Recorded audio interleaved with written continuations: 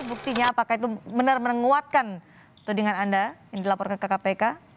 Jadi dugaan yang kita laporkan ke KPK itu dugaan dalam terminologi hukum.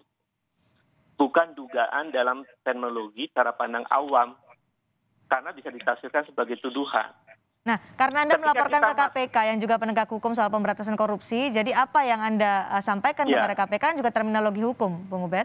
Iya, karena itu terminologi hukum, maka caranya harus mengikuti prosedur-prosedur hukum. Oke. Kami dengan taat datang ke KPK, menjelaskan kepada KPK, membawa dokumen tambahan pada KPK.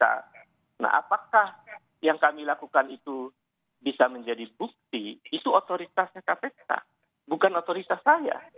Nah, kalau kemudian saya menyampaikan kepada publik, saya melanggar etik dalam due process of law. Publik, termasuk Bung Noel ini, menganggap bahasa dugaan saya itu dugaan bahasa awam. Padahal dugaan kalimat saya itu dugaan bahasa hukum. Ya, kalau dugaan dalam bahasa hukum, itu proses hukum yang nanti akan membuktikan.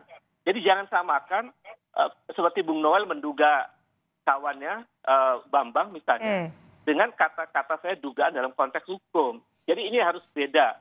Dugaan bahasa publik awam dengan dugaan dalam terminologi hukum itu berbeda.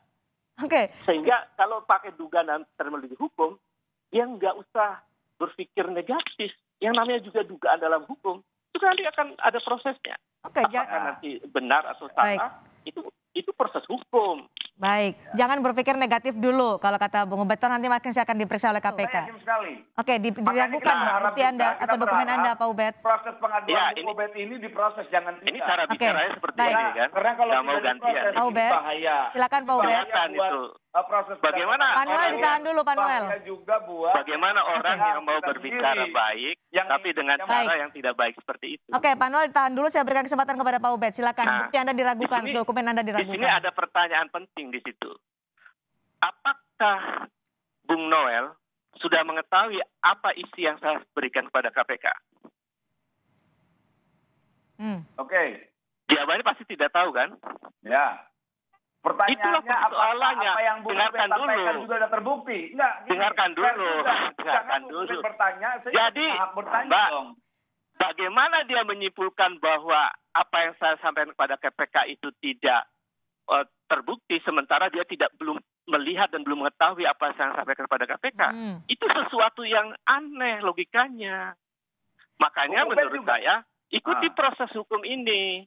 Biarkan due process of law itu terjadi, berjalan, sehingga kita sama-sama menjunjung tinggi bagaimana proses hukum itu berlangsung.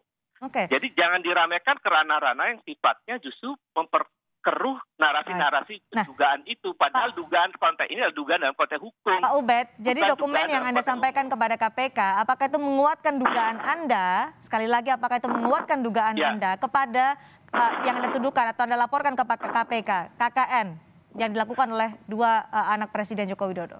Berdasarkan dokumen yang kami bawa dan data-data yang kami bawa, kami yakin dan itu menguatkan apa yang kami lakukan.